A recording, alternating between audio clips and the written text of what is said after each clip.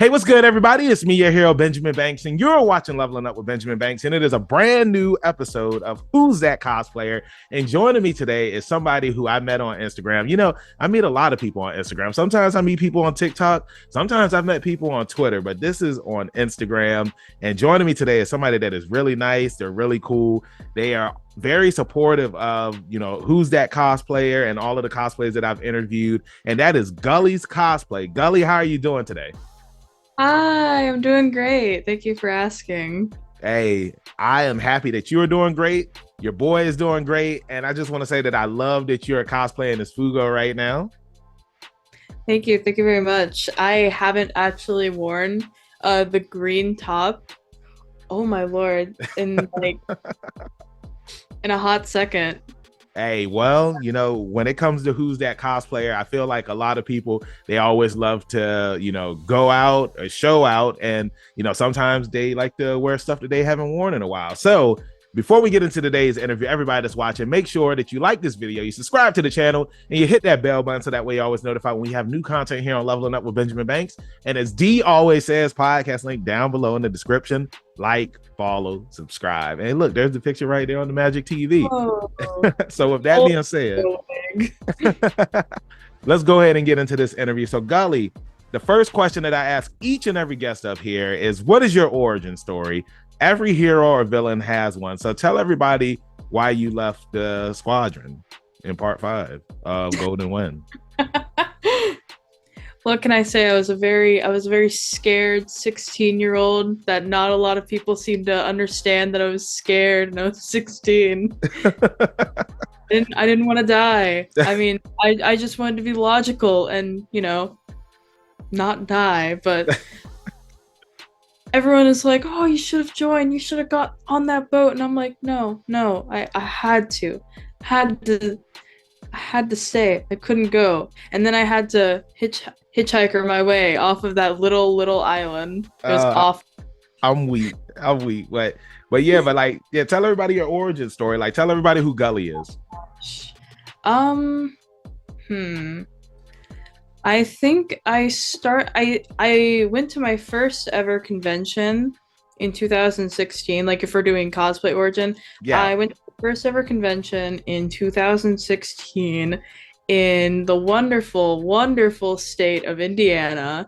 Oh Lord, don't go there. It's awful. For real? Indiana's that bad? What? It's the like weather-wise, it is the England of the states because the sky is almost always gray. Oh man. There are good people in Indiana, like, don't get me wrong. I have a lot of good friends that are still in Indiana and I still talk to them every day. Just Indiana as a general place is not a good place to be. But yeah, I know. Yeah, my first ever con was in 2016, and I'm pretty sure it was Indiana PopCon. And I went there as oh god, I can't remember if I'm gonna say her name right. Kara from Undertale. I went as them, and then I went as Urushihara Hanzo from The Devil's a Part-Timer. Okay. And that's like basically where I started. And then just gradually over the years, I would be more out there with it and whatnot. But I never told people at my school because, as you've probably found with a lot of cosplayers, it's a hobby that they take like pride in. Yeah. But also they're like, oh no, I don't want to get judged for it. Yeah. It is very crazy that people can be judgmental. It's like, if you put cosplay stuff on your page and somebody's checking it out, like, it can be a deal breaker to some people, unfortunately. Yeah, that's why I had to make my cosplay account in I think it was 2019 when I like really started diving deep into cosplay, and I made my first ever cosplay account, which is not the one I have currently. I made Seagull_cosplays, I'm pretty sure, or Seagull.cosplays, I don't know. But if you look it up, it's not there anymore. I don't remember if I deleted it. I don't remember what happened with it. It just kind of disappeared. And I think it was 2021 or 2020 when I made my new one, which is Gully_cosplay. And then I think my TikTok is Gully_cosplays. I know, so creative. Totally not confusing at all for everyone, including yourself. No, totally not. But yeah, and then around the time of 2021, I started getting more into like sewing, Hmm. but I didn't do it a lot because sewing machines scared me a lot. And I still struggle with that to this day, but I'm getting a lot better with it with Nice. help from my aunt who has been she's actually been cosplaying like ever since I was born. And so Wow. she's been a big help with everything and whatnot. But yeah. That's awesome. So is your aunt is she on Instagram as well? Mm-hmm. All right, hey, give your aunt a shout out. Oh gosh, hold on. Let me look at what's her username. Oh no, no, no. Oh no, people keep texting me. Ah, It's like, what are you doing? What are you doing? Where are you at? Where are you at? I'm being interviewed right now. And I'm on Who's That please, Cosplayer? please let me free.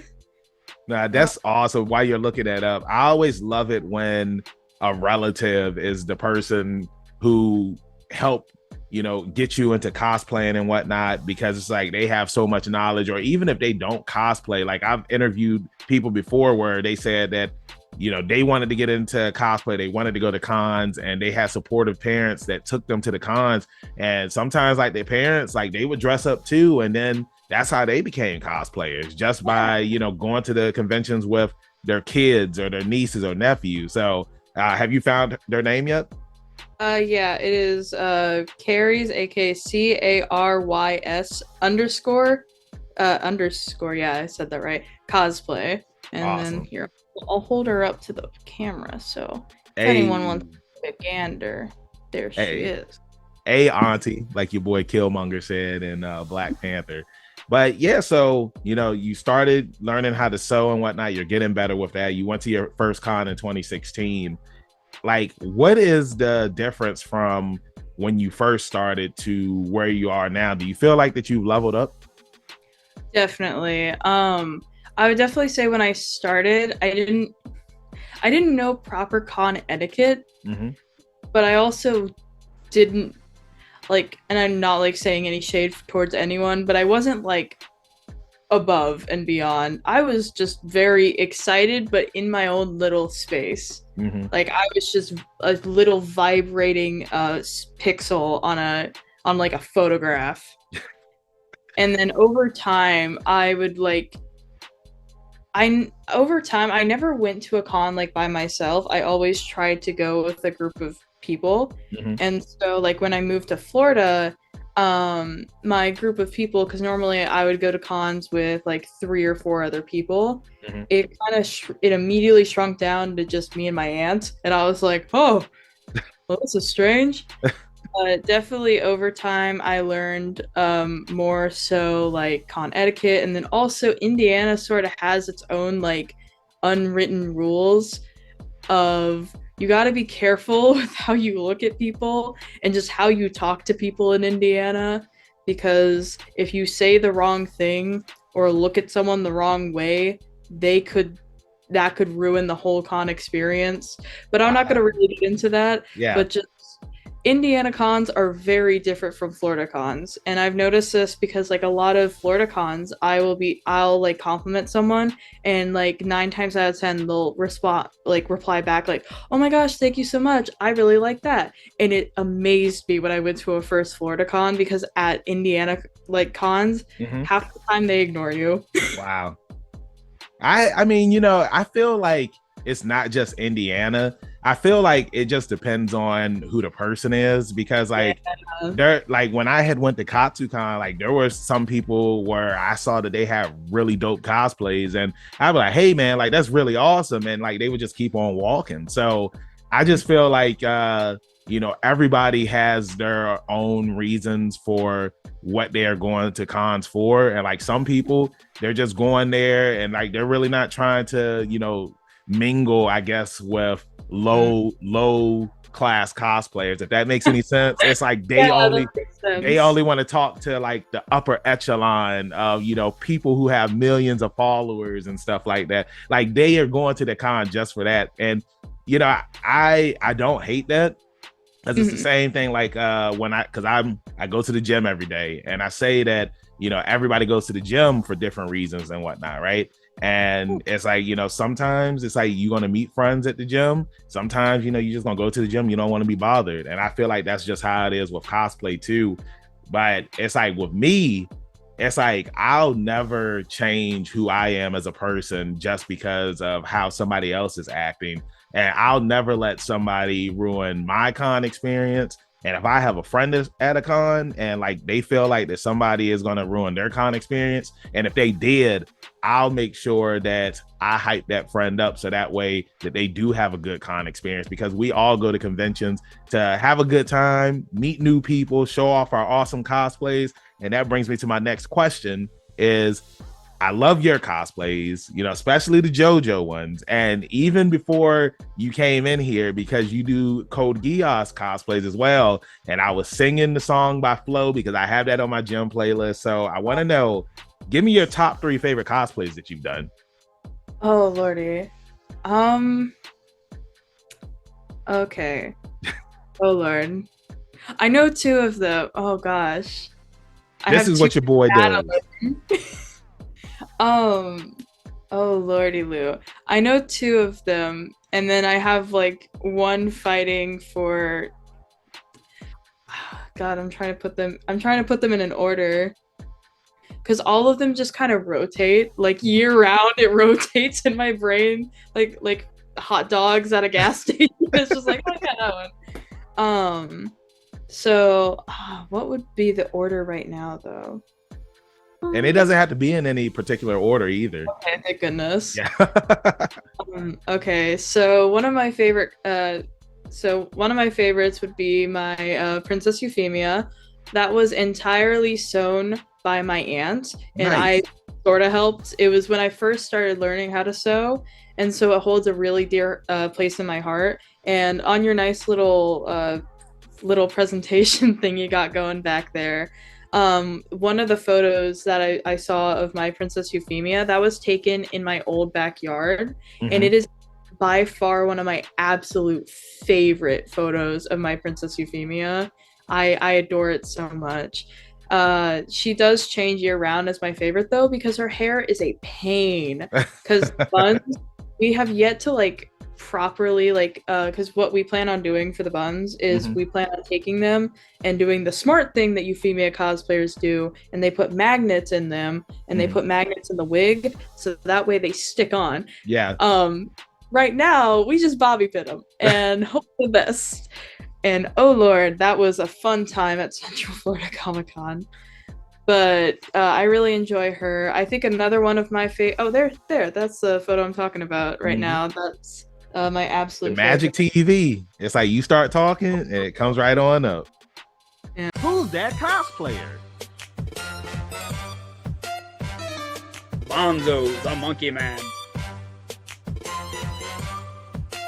I expected you were going to ask this question, so I went ahead and got him out. But another one of my favorites, and probably one of my more fan favorites, is my Sonic. Nice. This is just the jacket alone. The wig's in the closet back there, but I really enjoy my Sonic for just how much little details I put into it. Hold on. Yeah. That's awesome. I love that. And the jeans are also there with that. And I really enjoy my Sonic because I've been constantly upgrading him for like 3 or 4 years now. And it's always been my dream to have a huge Sonic group. So I mean, hey, if you were ever interested, hey, your boy has the Knuckles gloves. See, you never know. You never know. The gears are turning. I really need to like get together a Sonic group for a con, but I need a break from wearing Sonic because last year I went to 5 cons and 3 out of 5 of those cons I wore Sonic to. And I'm a little burnt out on him. Hey, but you can never get burnt out on Sonic. I know, right?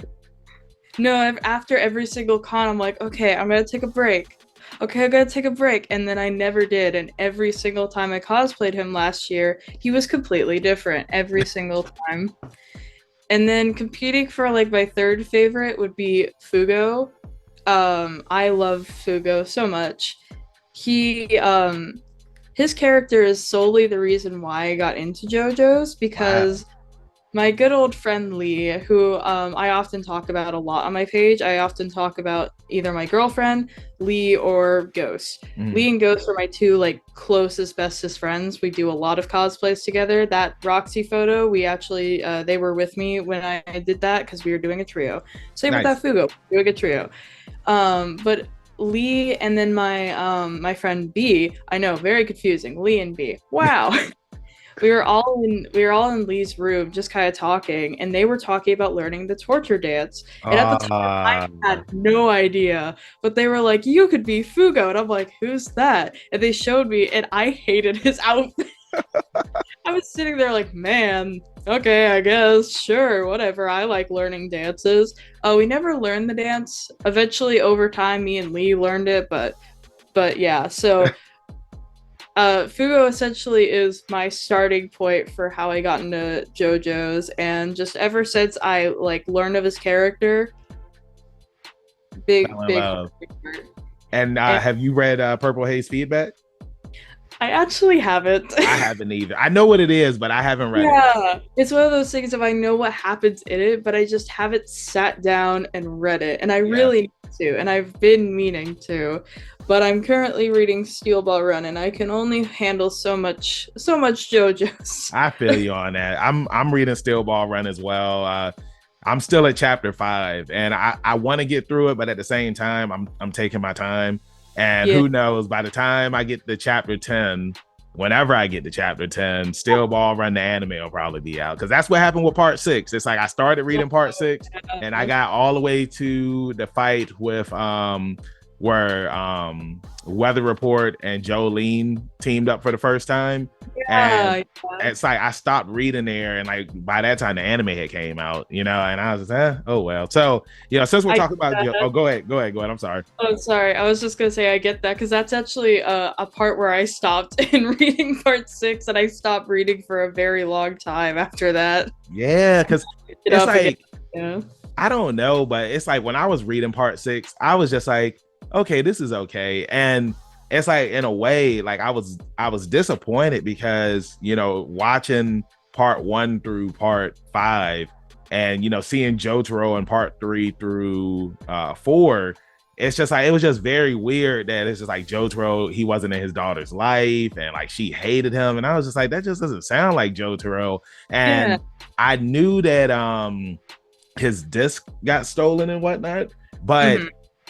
I was led to believe that he was dead, and I was just like, dang, so like that's how Jotaro died. Like he dies like right at the start of the anime, just like that. So I was just like, well, not anime, but the manga. I was just like, Yeah. I don't know if I want to keep on going forward this because this is And it's making like, me what's feel the bad. point? JoJo's gone. Yeah, and it's just like, and I wasn't really feeling Jolene at first, but it's like thankful for the anime. It's like the more that I watched it, I was just like, man, I'm really digging Jolene and like her Yeah. development over time. It was just so good. So because we're talking about JoJo's Bizarre Adventure, I want to know what part is your favorite part. It's like I don't want to assume it's part 5, but is it part 5? Uh, um, I don't know. I really like part 5. Like, I really do. I don't know if it's my favorite. Mm. I'm not sure. I do have the most stuff for part 5. I'm sorry, I'm currently looking at my little JoJo shelf. Uh-huh. It's literally just full of part 5. So I mean, It is might that be an internal thing of part 5 might be my favorite. I don't know. I really like all of the parts. mm-hmm. I don't know though. I feel like after a while, because with JoJo, it's like the parts always change. Like part 4 is my favorite part, but after I finished watching part 6, I was like, man, part 6 might move up and be my number 1, and it still hasn't moved up yet. It's still like at number 2, but it's just with JoJo, it just depends on what mood you're in. Yeah, I think that's kind of how I am. Part 6 is definitely up there, and while I was watching it, it just progressively climbed the ranks of my unknown favorites. So it might be my favorite right now. I'm not really sure. And honestly, this might sound really weird, but I think one of my favorite parts might actually be part one. See, and I love that you said that because I like part one, but I feel like it is very underrated in a way.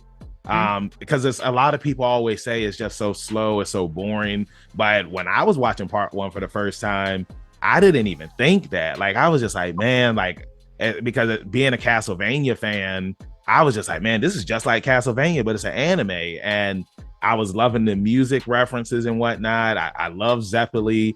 I mean, I like Speedwagon, but at some point, Speedwagon, he was annoying with the commentary because it reminded me of when I would watch shows like Pokemon or Digimon and Yu-Gi-Oh! And you had like the power of friendship. And sometimes I was just like, Speedwagon, just chill. You know, I mean, like, I love you, Speedwagon, but just chill. But part Literally, one is good. yeah, he's over here like, Jonathan, look out! Dio's coming right for you! And Jonathan's just standing there like, yeah, I know. I mean, thank you, but oh. Yeah, and it's like there would be times where it's just like Jonathan would be fighting somebody, and he was just like, Jonathan is using hormone. Zeppeli taught him that, and Jonathan has gotten stronger ever since I met him in that alleyway. But I don't know if Jonathan will be able to defeat this villain, because if he doesn't defeat this villain, then that means that I might have to try and get in there and fight this villain. But I don't have hormone, and if I fight this villain, I surely will die. So I hope that Jonathan will defeat this villain because I do not want to die. I want to go back home and I want to start my own factory, and then I will name it the Speedwagon Foundation. But I need Jonathan to survive right now, because if he does not survive, then there will be no Speedwagon Foundation and there will be no more Speedwagon. And I'm just like, he's sitting there talking. I'm like, man, Jonathan's sitting there getting his ass kicked. Like, what is going on? So yeah, Speedwagon is just standing there like monologuing out loud, and Jonathan's in the back like getting his Zeppeli's just sitting there drinking his wine, just sitting there. They just chilling. But so moving on, which JoJo is your favorite JoJo? Which Joestar? My favorite Joestar. Going back to part one, it might be Jonathan. Okay. All right. I actually have plans to, oh my gosh, I forgot I had JoJo makeup on. I looked up, it's just so black. I'm like, whoa. But I plan on cosplaying Jonathan in the future with my girlfriend Azarina. Nice. And I'm really excited about that.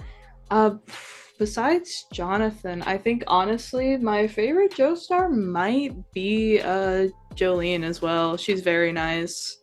I can understand why you like Jolene, because Jolene and Jonathan are both very similar to each other. And then it started with Jonathan and then it ended with Jolene. And, you know, when you look at the Joestars, like Jolene, she's a criminal, but she only stole because her father wasn't in her life, and she did that so that way that he would come back, and he still didn't come back, but we know why he didn't come back, because he was trying to protect her. So yeah. Now I want to know, which villain is your favorite villain? It can be a minor one or it can be a major one. Ooh.